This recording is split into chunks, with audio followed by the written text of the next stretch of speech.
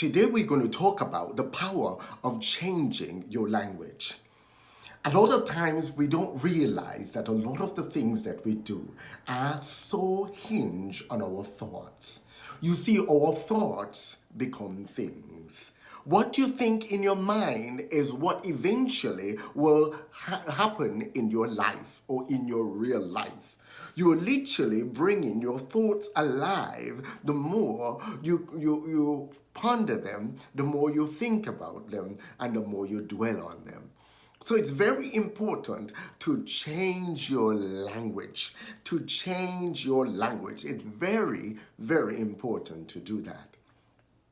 A lot of times we gather with people, and I make it a very habitual thing for me. I don't like gossiping or talking ill or going down the rabbit hole, I call it proverbially. Because what that does, it creates that atmosphere. When you gossip and you talk about other people and you talk about negative things, then your thoughts become negative. You're creating negative habits. And as you create those negative habits becomes your life. Those negative habits become who you are. Those negative habits transcends into everything that you do.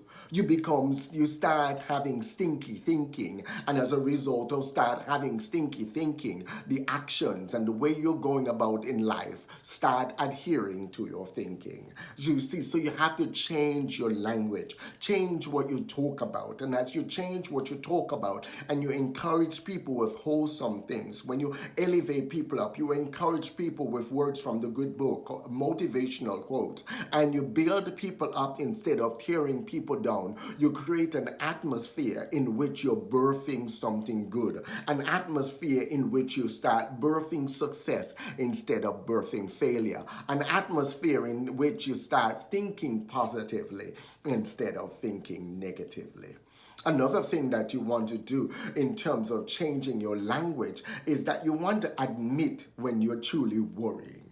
You see, a lot of times we worry about things and we worry about that and we worry about this, and we camouflage that by saying, well, I'm just concerned. No, you're worried. So you have to admit the fact that you are worried. And as the good book says, worrying is a sin. So you don't want to be worrying. You know, how do you deal with worry? You just simply ask your creator, hey, I'm worried.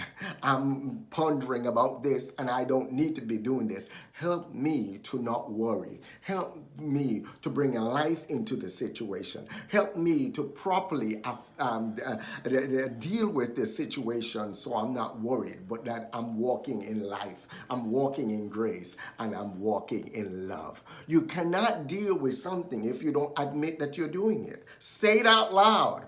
You know, when I'm worried about something, I like saying, Flavin, you're worried about that. You don't need to be worrying because worrying is not the right thing. You know, when I said, I raised both my hands and I asked my creator, I'm worried about this, but I have to learn to trust you. I have to learn to walk in love, walk in grace, walk in an admonition, knowing that you're fully capable of taking care of me, knowing that you said you will never leave me nor forsake me. Help me to walk in that grace. Help me to walk in that love. Help me to walk in that peace.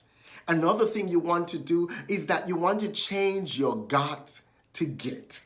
You want to change your got to get. I got up to go to work this morning. I got up to take the kids to school. I got to go get the kids from school. I got to go to work. I got to go to the store. I got to go to church. I got to go meet my friends. Change your got instead of got. Change it to get. I get to pick up the kids from school. It's a privilege. It's something that a lot of people may not have because their kids passed or they don't have kids. I get to go to work. It's a privilege because a lot of people are out of work, and as a result, you get to go. So it's something positive. You see, I get to go to the grocery store to do grocery shopping. There's a lot of people who are going hungry that cannot go to the grocery store. So by changing your got to get, it shows you that you are able to do it, and it brings a set of positivity to it. And I get to read. You see, some people cannot read, but because you're able to read, you're able to comprehend what's on the paper, you're able to see, then you see, you embrace the blessings that you have. And as you embrace those blessings start flowing in your life. Another thing that you want to change your language, you want to change your body language. When you walk into a room, you don't want to walk in all slouched. You don't want to walk in all dragging your feet. That's why usually when I see people and they're dragging their feet, I say, lift your feet up. I feed off of energy. So when people are greeting me, I always look at them square in the face. And if they're not smiling, say, you got to smile if you're going to say anything to me. You got to smile if you're going to say hi to me, because I want the environment that I'm around to be conducive for growth. I don't want to be down in the dumps. Yes, life is like the proverbial cycle. There's ups and downs, but how do you deal with those ups and downs? I'm 6 feet above ground, and that's enough to thank my Creator for. So therefore, I don't need to be walking around, regardless of what's happening. I don't need to be walking around with my head down. I don't need to be walking around with my face like a dried up prune. I don't need to be doing that. I need to walk in love. I need to walk in grace. I need to walk with my shoulders up in confidence. When I walk into a room, I have to be the thermometer. I have to set the temperature of that room. When I walk into a room, I don't care if everybody is disappointed or everybody's down. The moment I walk, the atmosphere in that room should change, because I should be that change agent. I should be the one that walk in.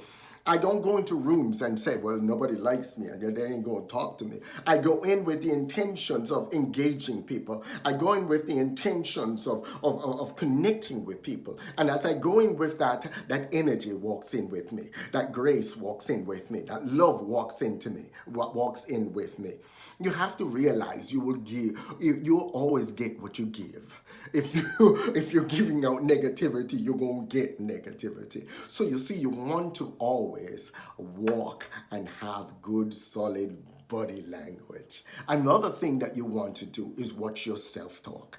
What you tell yourself about you is what you will become. So you got to change that mental language of yours, that self-talk, that subconscious, that thing that you tell yourself in the recesses of your mind that you are.